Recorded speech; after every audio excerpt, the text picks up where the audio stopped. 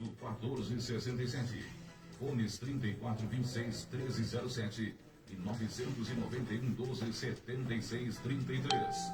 Cabanha Ibirocai tem para venda touros Jordan e Angus e carneiros Corredade. Queres melhorar os resultados econômicos do seu negócio? Procure a Sinac Gestão. Assessoria empresarial no agro e na saúde. Fale com a Ruth ou com o Vitorino. Fone Whats 996-18-3921. Clínica Vipil, estética avançada, equipamentos com a mais alta tecnologia, profissionais qualificados e produtos de qualidade. Praça Getúlio Vargas 573. Posto do Arco, com a bandeira da rua, combustíveis de qualidade, loja de conveniência e atendimento personalizado. Prolongamento da Avenida Cis Brasil. Loja Parceria Armas e Clube de Tiro Parceria. A sua loja de armas, munições, caça, pesca, náutica e camping. Em anexo Clube de Tiro Parceria. Rua Joaquim Antônio 458, fone 3422-7607. Nos siga nas redes sociais.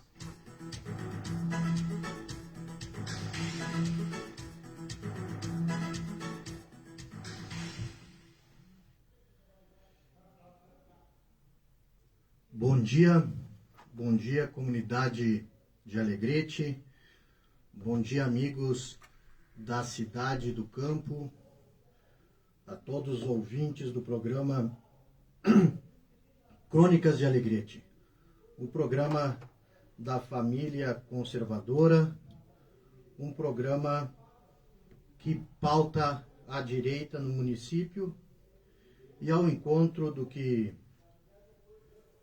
já diz o nome do programa, nós debatemos os assuntos do cotidiano, do dia a dia, da política na cidade de Alegrete.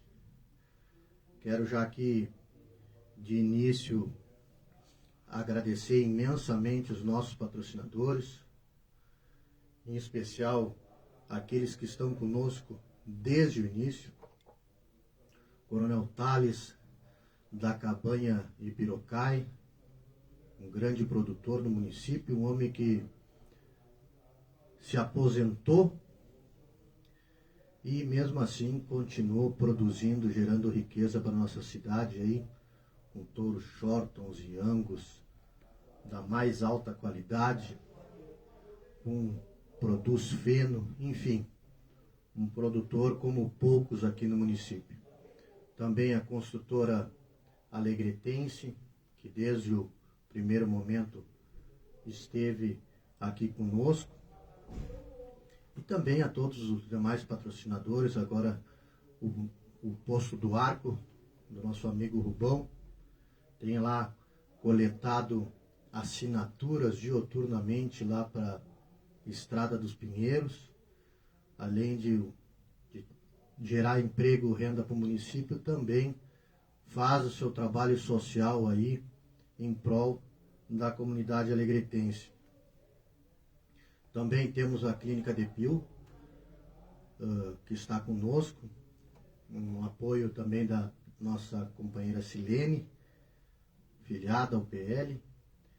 Temos também, agora, mais recentemente, a Parceria Armas, uma das empresas aí pioneira nesse ramo no município. Tem lutado bastante para manter seu quadro de funcionários, depois de tantos ataques, vamos dizer assim, que esse ramo tem sofrido do governo, que no primeiro dia já assinou um decreto praticamente tentando inviabilizar as atividades. Então são os batalhadores, os sobreviventes aí, que se mantêm aí trabalhando, tentando de uma forma ou de outra garantir aí o sustento das suas famílias e também dos seus colaboradores. Fica aqui nosso respeito e a nossa admiração. Também cumprimentar aos aniversariantes, a Marisete Fontoura, a Rose Benevides e a Juliane dos Santos, esposa do Júnior Machado, que também aniversariaram essa semana. Durante a Semana Farroupilha, eu quero aqui até dividir com a Rádio Tia Alegrete os nossos canais do YouTube, do Facebook, enfim, as mídias sociais do Crônicas. A gente recebeu um carinho de várias pessoas aí, em especial aqueles que nos escutam pela Rádio Alegrete. Então aqui eu queria mandar um abraço especial ao seu Neolírio José Madaloso, a dona Rosane Estibiarria, o seu Odilon lá da Vila Palma, o Paulinho, nosso amigo lá veterinário. Seguidamente conversamos com o seu Alair Almeida, o seu Pavani, os amigos lá do assentamento Novo Alegrete, a Sônia, o Jaime, Dona Valdez, enfim, todas essas pessoas que encontram a gente na rua e vêm dar um abraço, parabenizar pelo programa, porque aqui a gente, mais do que nunca, a gente procura provocar o debate. O objetivo aqui não é desconstruir como as pessoas tentam vender de forma equivocada ou mal intencionada. A gente precisa saber que nós, homens públicos, as pessoas que estão dispostas a estar na linha de frente, em especial fazendo a gestão de recursos públicos, nós temos que aprender a conviver com a crítica e tentar, desta crítica, construir algo de produtivo que vá ao encontro dos anseios da comunidade. E esse foi o objetivo princípio, desde o primeiro momento, com a minha amiga saudosa Vânia Guerra, que nós começamos a debater a possibilidade de termos um programa efetivamente de debate, de provocação, para que a gente, de uma forma, tivesse condições de contribuir, em especial com aquilo que nós defendíamos nas eleições municipais passadas e que a gente tem procurado cumprir. Ao encontro disso, compromissos que a gente assumiu, a gente não pode esquecer que na época da pandemia nós vivemos momentos muito difíceis mesmo. A Santa Casa se multiplicou, se triplicou, se reinventou para conseguir atender toda a demanda que tinha da comunidade, praticamente com recursos federais e recursos estaduais. E dali surgiram situações que eu não posso deixar de falar, em especial aos deputados do PL.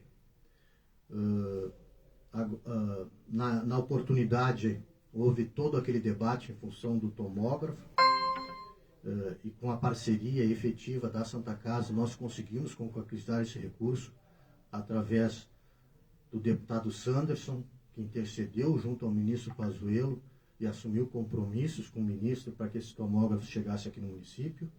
E agora, recentemente, R$1 milhão do ex-deputado Marlon Santos, eleito, mas ainda está discutindo na justiça a manutenção do seu mandato, que destinou R$1 milhão para essa usina de oxigênio. Então, são duas questões pontuais, nevrálgicas, que a gente mostra que, embora isso às vezes fique adstrito ao ambiente hospitalar, não tem a visibilidade das ruas, mas são situações cirúrgicas que fazem a diferença na hora de maior precisão. Quero aqui já me desculpar com o Roberto, com o seu Melo, com toda a turma lá da Santa Casa. Infelizmente, eu não pude estar lá no dia. Nós tínhamos um compromisso que era a posse do PL Mulher. Infelizmente, conflitaram os horários. Mas o importante é que nós estejamos juntos o tempo todo, não só no momento de inauguração.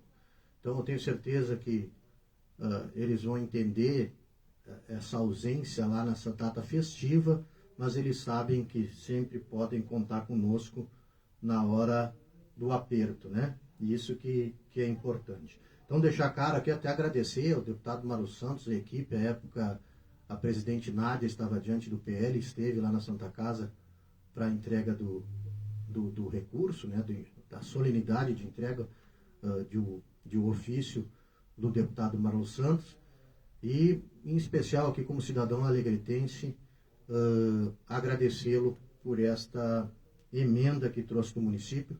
Então é importante que a gente veja os dois deputados do Partido Liberal, do partido do presidente Bolsonaro, participando efetivamente em salvar vidas, preocupados em que, se a gente, Deus o livre, tenha que passar por uma situação como a gente passou, de pessoas sem ar, nós tenhamos condições de aparato técnico em especial, porque os profissionais aqui todos fizeram o possível, mas sem os equipamentos necessários também não há como fazer milagre. Também a gente quer agora, nos próximos programas, aí, tentar trazer pessoas dispostas aí, a gente começar a abrir um debate referente à questão do abuso do poder econômico, uso da máquina pública. Essas questões aí, a gente vê agora, o presidente Bolsonaro ficou inelegível por uma simples reunião com embaixadores que não eram eleitores, que era prerrogativa do presidente fazer esse debate, esse diálogo. Diálogo esse que só ocorreu em razão de uma reunião do presidente do TSE, Fachin, e o presidente, obviamente, que entendeu que havia necessidade de fazer um contraponto sobre tudo aquilo que foi dito. Então, a gente pretende trazer pessoas aqui, talvez deputados, vereadores, enfim, para que a gente abra esse debate aqui no programa, porque também a gente não pode ver atrasos de 2, 3 anos de execução de emenda parlamentar. O deputado Sanderson mesmo entregou uma emenda parlamentar para a construção de 2 banheiros na escola Honório Lemes. Houve, na época, uma contrapartida, uma solicitação do Poder Executivo para utilizar na reforma da quadra, que eles fariam os banheiros, e até agora a gente não teve notícia dessas emendas. A gente vê inúmeros vereadores reclamando do atraso da execução das emendas, a gente vê deputados ali, as pessoas que representam os deputados do município reclamando também desse atraso. Então também a gente tem que analisar essas situações de forma pormenorizada, porque também a gente não pode, por exemplo, que a gente fique se valendo do trabalho hercúleo aí dos deputados, dos vereadores, enfim, para começar a executar isso nos últimos 12, 15 meses anteriores à eleição. Não é justo a comunidade ficar agonizando por demandas durante 2 anos, 2 anos e meio, para depois a gente começar a mostrar que fez na reta final. Eu acho que isso tudo tem que haver um planejamento. As emendas aportam, tem emendas aí de 2020 que não foram executadas. Então isso a gente tem que se fazer esse debate, sim. A gente não deve, por exemplo, o nosso programa está aqui desde logo depois das eleições para a gente tentar dialogar e conversar com a comunidade sobre aquilo que a gente entende ser importante. Seria extremamente estranho, vamos dizer assim, se nós começássemos em véspera de eleição, criar programa aqui para poder... Parece que só em época de próxima eleição a gente pretende prestar conta do que faz a comunidade. Antes desse tempo não é necessário. Outra questão que a gente precisa aprofundar o debate, a comunidade já está ciente, a gente vê que clama, pergunta para a gente na rua se a gente tem conhecimento do que está sendo feito, o que a gente pode fazer, enfim, referente ao que aconteceu aí, a gente está vendo do Carnaval de Alegrete. O secretário de Educação esteve na Câmara de Vereadores, mas se resumiu a dizer que a prestação de contas ainda não está concluída, e por isso nada de concreto ainda pode, digamos, ser encaminhado. Ali ficou um jogo de empurra, vamos dizer, querendo dividir responsabilidades com a Câmara de Vereadores, que aprovou o projeto, e a Cercal, que no fim ficou com todo o ônus quanto aos escombros que lá estão. Só que tem algumas coisas que a gente precisa fazer uma reflexão importante, porque não precisa de prestação de contas para saber que a obra não foi concluída. Isso é um fato. A obra está lá, já metade no chão, então esperar prestação de contas para quê? Importante que a gente reflita quem mandou esse projeto para a Câmara. Existia um plano de trabalho, do que seria executado. Quem mandou esse projeto para a Câmara? Quem analisou esse projeto? Quem aprovou esse projeto? Certo? O projeto das arquibancadas, com certeza, deve ter passado por uma equipe técnica. Essa equipe técnica disse o quê sobre esse projeto das arquibancadas? Quem destinou o recurso para as arquibancadas? Quem responde pela construção em via pública? Quem pode, eu, como cidadão comum, posso construir numa via pública? Ou um terceiro, porque simplesmente pertence ao terceiro setor, pode construir em via pública? Pode-se construir em via pública através de terceiros sem licitação? São questões que não há o que discutir. É a atividade final ali, está no CNPJ da Sercal, fazer construção de obra civil? São questões que não fogem do debate. Outra questão que a gente tem que perguntar: quem era responsável por fiscalizar essa obra? O acompanhamento desta obra. Será que só repassa o recurso e aí vou aguardar? Porque é muito fácil a gente chegar depois, a hora da festa, promovemos o carnaval, fizemos isso, fizemos aquilo, e daí a hora da coisa ruim, não, aí fica com a Sercal, aí fica com a Câmara de Vereadores, aí fica com fulano, fica com ciclano. Comigo, eu só pego os louros. Então são situações que a comunidade precisa debater, porque é dinheiro público que está lá. Aí a gente fica tentando jogar os carnavalescos contra alguém, não tem nada que ver uma coisa com a outra.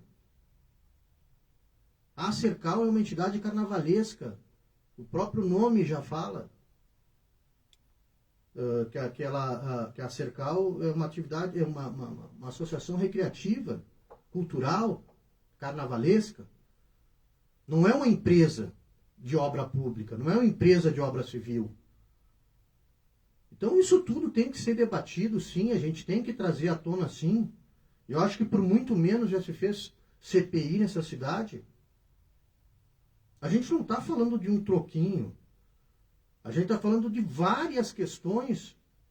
Inclusive eu vi lá na Câmara uma pessoa abnegada pelo carnaval, que sempre lutou pelo carnaval, que é a dona Marileivas, dizer que no projeto tinha recurso para a corte do carnaval e a corte não recebeu um centavo. Então isso pode sim inviabilizar o carnaval do próximo ano. Então a gente vai empurrar esse problema com a barriga até quando? Até quando nós vamos levar essa discussão? Até a véspera do carnaval, como sempre? E aí tentar, no oba-oba, empurrando a comunidade carnavalesca contra a Câmara de Vereadores, contra os órgãos fiscalizadores, contra a comunidade que está cobrando essa prestação de contas, para atropelarem e passar mais um, e esse problema fica para os anos seguintes para serem resolvidos. Será que já não era momento de sentar todos as pessoas, os entes públicos, enfim, todo mundo que está envolvido nisso aí, sentar e falar para a comunidade uma posição? Será que já não era momento? Talvez, pelo que eu estou sabendo, o Ministério Público tem ciência e está movimentando algo nesse sentido. Será que não era momento de procurar o Ministério Público? Tentar construir algo com o Ministério Público para que o pior não aconteça? Ninguém aqui é contra o carnaval, pelo contrário, estão tentando se antecipar, porque vocês imaginem, já deu problema com a prestação de contas dos anos anteriores. Parece que agora foi através de uma outra entidade que foi repassado o recurso, pelo que eu soube, na Câmara de Vereadores. Agora inviabilizaram outra, vão ter que criar uma outra empresa para o próximo carnaval poder receber recursos novamente. Então a gente precisa debater essas questões não só na véspera do carnaval, mas durante o tempo inteiro, para que a gente consiga resolver sem que a gente deixe tudo para a véspera. E quero aqui me solidarizar sim com a Cercal, porque as pessoas, com exceção de alguns que assumiram, digamos, todas essas responsabilidades, mas a grande maioria do pessoal que estava ali, eles queriam fazer carnaval. Eles queriam se envolver com o carnaval e não ter que ser responsável por toda uma avenida que é pública, é do município, a avenida, e ter que ser responsabilizar. Agora jogam toda a responsabilidade em fazer as arquibancadas, que foi alardeado pela gestão aqui como se fosse algo para a eternidade, para todos os eventos do município. Bom, então eu estava na hora, eu estava colhendo os louros daquilo. Agora que não deu certo, a culpa é toda da Cercal. Então a gente tem que assumir a meia-culpa aí e tentar buscar alternativas para essas questões. Até porque hoje a gente percebe que a iniciativa privada está muito presente, o terceiro setor muito presente dentro da gestão pública. Talvez seja o momento de começar a discutir redução de secretarias. Porque no momento que a gente delega a terceiros, não precisa, talvez seja o momento de pensar em enxugar a máquina. Questões federais que aconteceram, em especial agora, esse absurdo que ocorreu com o marco temporal. O STF, mais uma vez, resolveu legislar e parece que correu para a tomada dessa decisão, até porque sabia que existia um projeto de lei que já havia tramitado na Câmara e agora estava sendo discutido no Senado. O senador do PL, Marcos Rogério, estava explicando na imprensa esse tempo. Mas na verdade é que o marco temporal traz uma enorme segurança jurídica, porque dizia que a NET 5 de outubro de 1988 foi o marco para a distribuição aí e demarcação de terras indígenas, ou, como os progressistas gostam de dizer, das povos originários. E hoje, por exemplo, no Rio Grande do Sul, nós temos uma propriedade no norte do estado, no município de Vicente Dutra, onde 700 hectares, mais ou menos, 712 hectares, sairão dos pequenos produtores. Lá são pequenos produtores que produzem para serem repassados para os indígenas. É importante que a gente também relate aqui que praticamente a metade os produtores têm em mão metade do que hoje os indígenas têm de terra. A gente sabe que muitos precisam mesmo de atenção, de saúde, eles querem estudar. Esse marco temporal, boa parte deles acabam utilizando para arrendar para produtores lá, para as ONGs explorarem a riqueza da Amazônia. Então, acho que isso vai de encontro a tudo que o progresso preconiza, e, mais uma vez, um ataque aos produtores rurais, que, obviamente, a gente sabe hoje, como estou dizendo, o grande celeiro do mundo é o Brasil. Quem mais produz é o Brasil. E hoje nós temos o dobro de terras indígenas do que as terras que estão produzindo no Brasil. Então, que estão plantando. Isso é importante que a gente tenha essa leitura, que a gente tenha essa compreensão para ver a razoabilidade e a proporcionalidade disso tudo. Lembrando que o marco temporal vai contra o agronegócio. a questão do armamento vai contra o agronegócio, a política de controlar as exportações, de facilitar a entrada de produto entre carne e leite, vai contra o agronegócio. Enfim, o governo está mostrando que realmente aquilo que foi dito nas eleições, que o agronegócio é fascista, essa perseguição está ocorrendo. Só que também isso aí gera algumas, digamos, contraveneno, né, vamos dizer assim. Agora mesmo, na ONU, na Assembleia Geral das Nações Unidas, lá, o pária brasileiro, como gostavam de dizer, né, o senhor Lulê, não foi convidado pelo Biden para o jantar com 30 lideranças de países que ocorreram lá. Então, o pária brasileiro ficou de fora, porque ele pretende se aproximar de governos totalitários, como o Partido Comunista Chinês, e não com a China, né, que a gente percebeu. A reunião foi uma reunião com recebeu o político do Partido Comunista Chinês.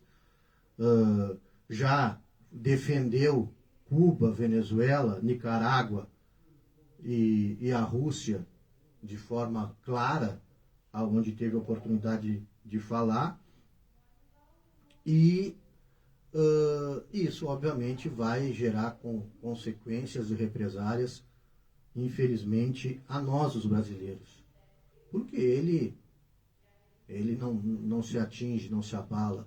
Tanto é que a gente vive um momento aí de um recorde de queimadas na Amazônia. Agora, no mês de junho, foi a maior queimada dos últimos 16 anos. Ocorreram agora. Não vejo o DiCaprio, a Greta e Companhia Limitada e os atores globais aqui falar nada. Mas aí ele vai investir, vai ser no seu jatinho, né? Agora, existe um questionamento aí dos órgãos de controle sobre a conveniência, a oportunidade de se adquirir um jato de quase 500 milhões de reais nesse momento, onde o Brasil registra um déficit de mais de previsão do ano de quase 200 bilhões de reais. E aí o presidente preocupado em comprar um jatinho de um sheik, né?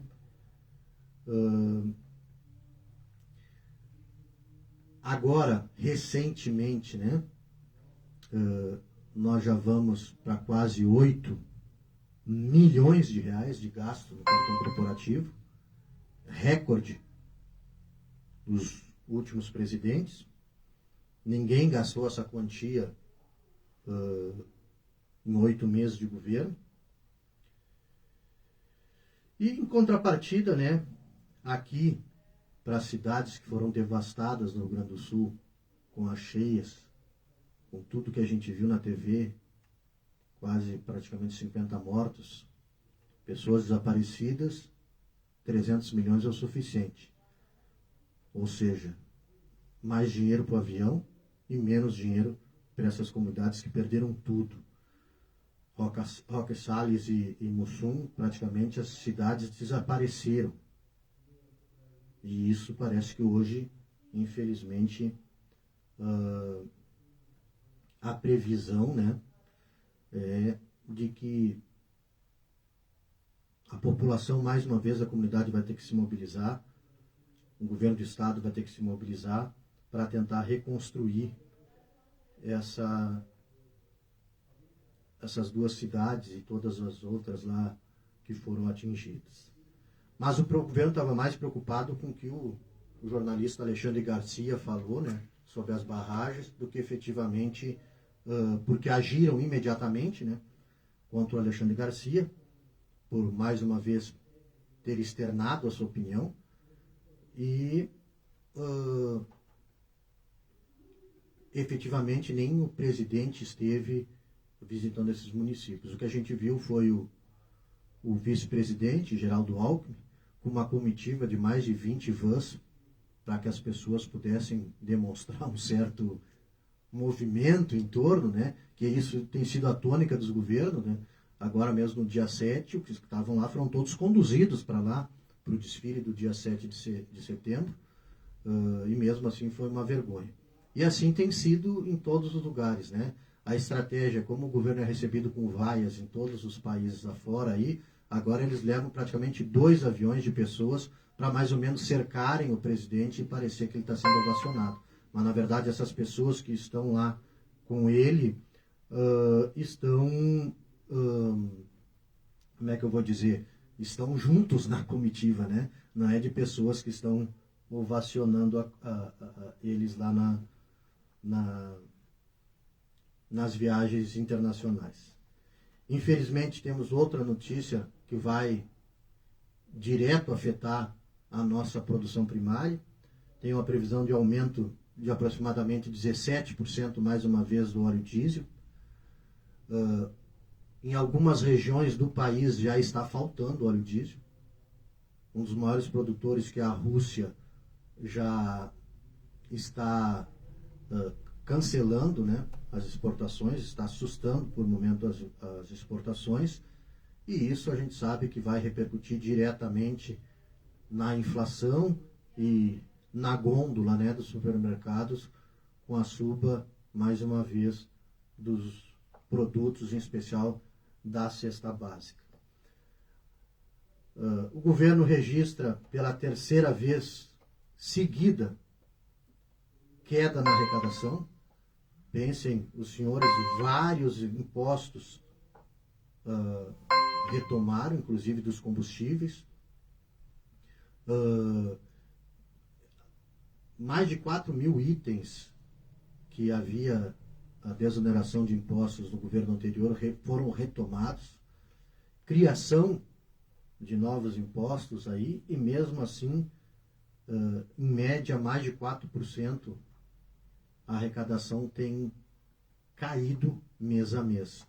Lembrando que esse ano, para fechar as contas, o governo estimou um acréscimo de quase 190 bilhões de arrecadação.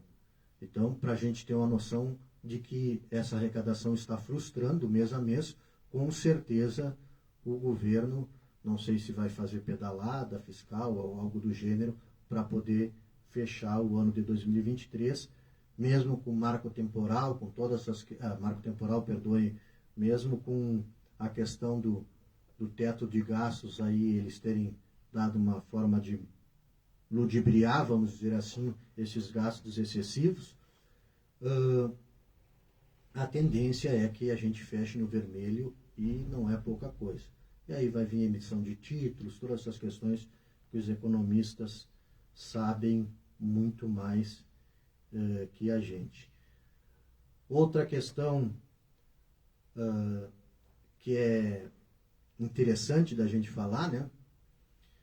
O STF, mais uma vez mostrando o seu ativismo judicial, manteve a decisão de que, embora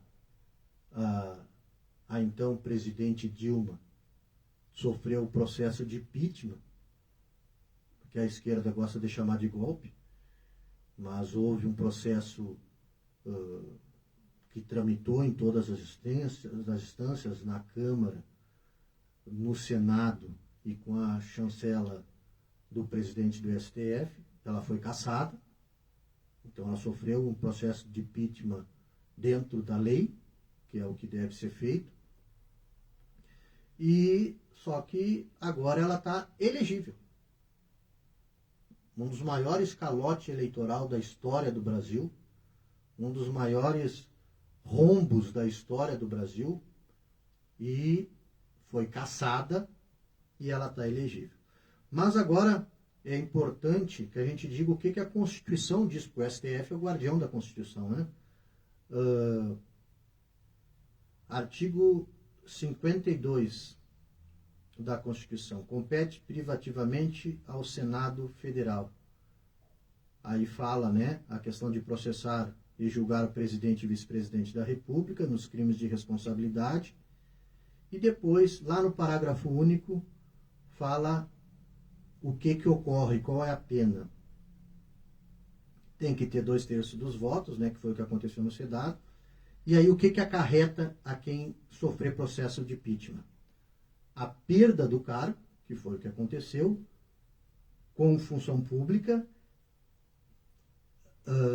a inabilitação por 8 anos para exercer a função pública, o exercício de qualquer função pública, ou seja, ela fica inelegível por 8 anos, sem prejuízo das demais sanções previstas em lei. Ou seja, a Constituição não deixa margem para fatiar.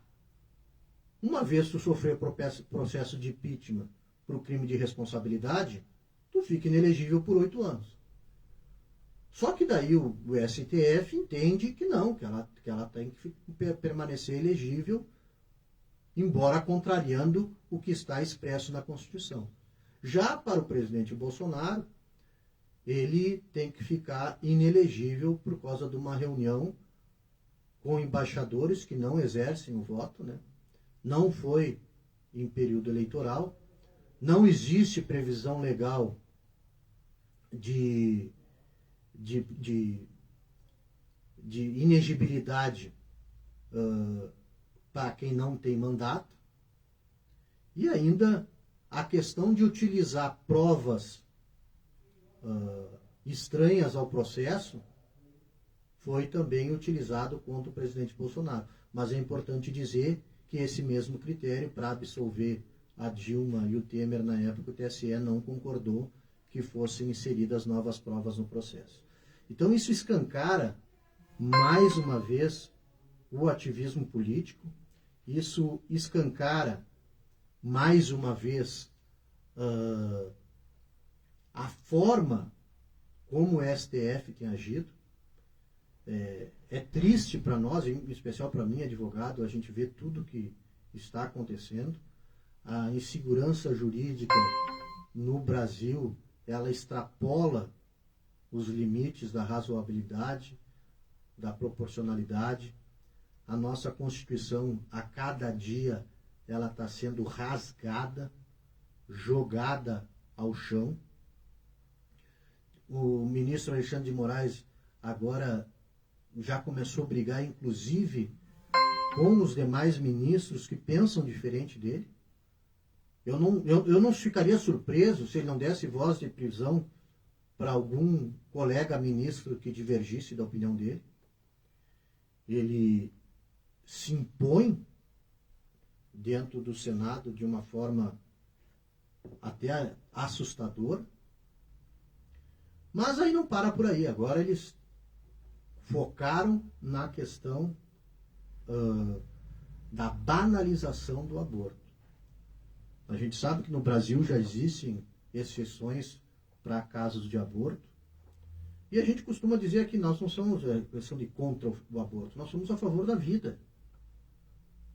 Não há justificativa. Agora, inclusive, na decisão da ministra Rosa Weber, ela utilizou um acórdão do ex-ministro Aires Brito de forma equivocada. Cadê o notável saber jurídico da ministra? Acredito que nos próximos dias o ministro Aires Brito deve se manifestar, porque ela utilizou como se ele estivesse defendendo o aborto e não foi o caso que está escrito no acórdão.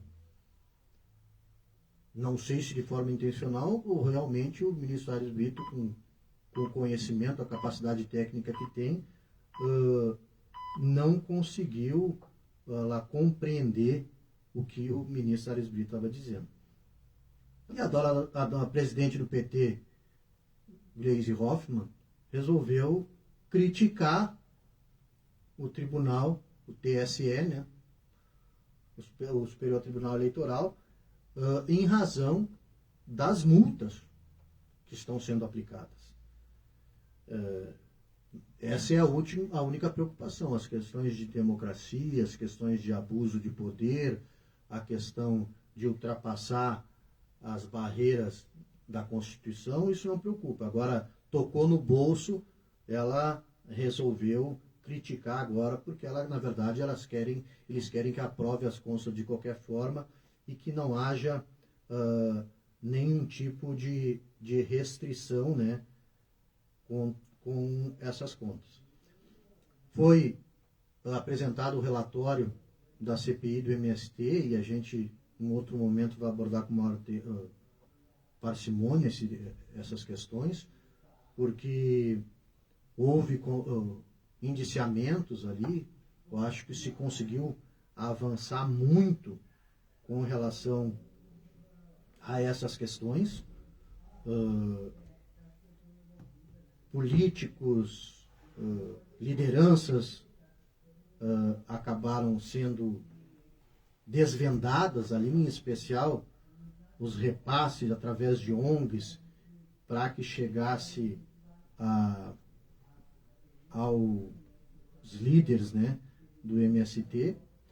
Então aqui, antes de encerrar, eu quero mandar um abraço para o meu sogro, o Coronel Oli, que está em Porto Alegre, está nos ouvindo, a Magda Rocha, que está nos dando bom dia, o meu pai, a minha mãe, o Alessandro Fortes Bustamante, que está sempre aqui conosco, o seu Lisboa Prates da Costa, baluarte aí da direita do município, a dona Marli, enfim, todos que estão aqui conosco assistindo esse programa através das redes sociais, em especial as pessoas que estão nos ouvindo também pela rádio Te Alegrete. Então, antes de encerrar o programa, eu quero agradecer a todas as pessoas que nos abraçaram, nos parabenizaram pelo programa, falaram para a gente a importância de a gente manter essa voz aqui. Então, eu quero aqui estender o carinho nosso, de todos aqui. Hoje estou só eu na bancada, mas Coronel Cássia, Coronel Ronaldo, que seguidamente está aqui conosco, o Coronel Beto, que já esteve conosco, a Ruth, o Vitorino, enfim, toda essa equipe que está sempre conosco, a SEAC Gestão, que também é nossa patrocinadora. Quero aqui agradecer de coração esse carinho, esse afago, esse abraço, e dizer que esse programa vai continuar tentando ser a voz de vocês e trazendo tudo aquilo que a gente escuta durante a semana para ser pauta aqui desse programa. Então, um bom sábado, um abençoado domingo a todos, e que Deus, nosso Senhor, nos guie e nos acompanhe para a próxima semana que está vindo.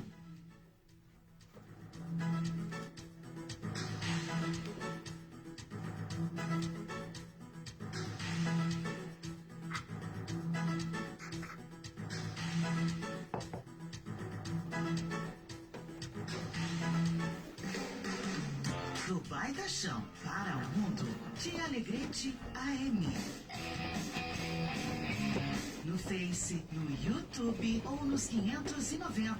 Você ouve Rádio Te Alegrete, a rádio que é apaixonada por você.